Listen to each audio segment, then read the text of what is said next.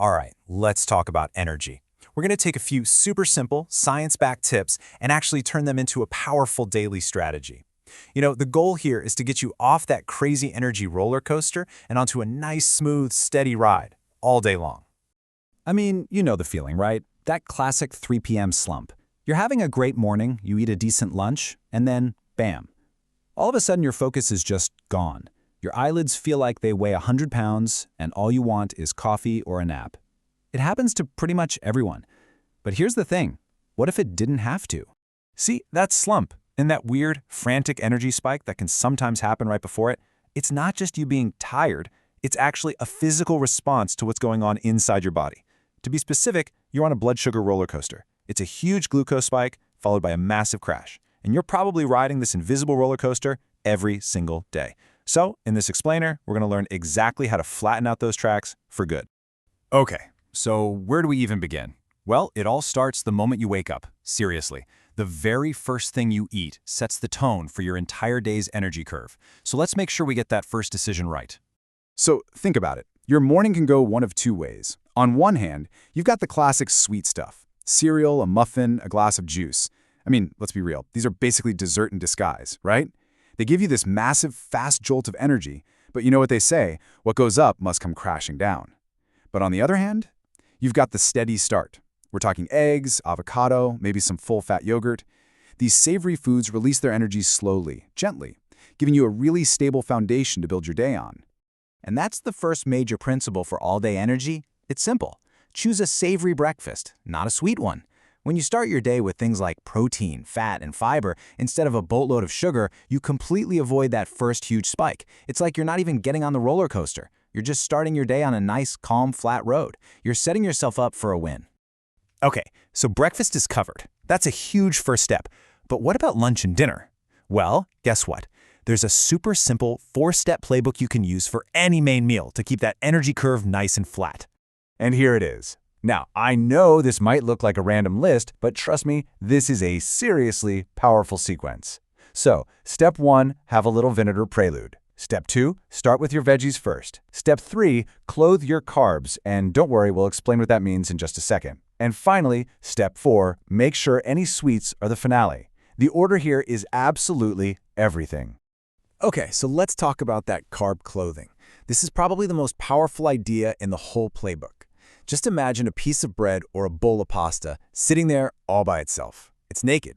If you eat it just like that, its sugars are going to slam into your bloodstream super fast. But if you clothe it with some protein like chicken, or some fat like olive oil, or some fiber from veggies, you slow that whole process way, way down. It's literally like putting a jacket on those carbs to protect your system from the shock. And that brings us to the last step, which is just a non-negotiable rule if you want steady energy. And it's simple. Never, ever eat sugar on an empty stomach. Always save it for dessert. Seriously, eating a cookie or some candy when you're hungry is like pouring gasoline on a fire. You're just asking for a massive glucose spike. But if you eat that exact same cookie after a full meal, one that had fiber, protein, and fat, the impact is so much smaller. The meal acts like a buffer. All right, so now for the final piece of the puzzle. You've had your savory breakfast, you've followed the mealtime playbook perfectly, but there's one more little trick, and it's all about what you do in the few minutes right after you put your fork down. It can make a huge difference. 10. That's the magic number. Just 10 minutes. We're not talking about an hour-long sweat session at the gym. Nope. Just 10 minutes of using your muscles. It could be anything. Washing the dishes, taking a quick walk around the block, even doing a few squats while you watch TV. So why does this simple trick work so well? Well, here's the cool part. Right after you eat, all the glucose, the energy from your food, starts entering your bloodstream. And at that exact same time, your muscles are just sitting there, hungry for energy. So by moving for just 10 minutes, you wake them up, and they start soaking up all that excess glucose for fuel, which helps flatten that post-meal spike before it even has a chance to get too high. It's brilliant, right? So let's step back for a second. We've talked about the morning, we've gone through our main meals, and we've covered what to do right after you eat. And when you put all these little pieces together, they stop being just individual hacks. They start to become a new, powerful daily rhythm. Okay, so here's your cheat sheet, the core habits for amazing all-day energy. First, start your day savory. Second, use that 4-step mealtime playbook. Third, walk for just 10 minutes after you eat. And finally, if you get hungry for a snack, make sure it's a savory one, not sweet. That's pretty much the whole system right there. And you know, the real beauty of all this is that it's not about restriction. It's not about being miserable. It's about being smart. It's about order and making these small strategic choices. It's about creating a consistent rhythm that works with your body's biology instead of against it, to give you that steady, reliable energy you need to feel awesome. So, what's next? Look, you don't have to do all of this at once. Just think about this as your new toolkit. And ask yourself, what's the one small change you'll try tomorrow? Just one thing.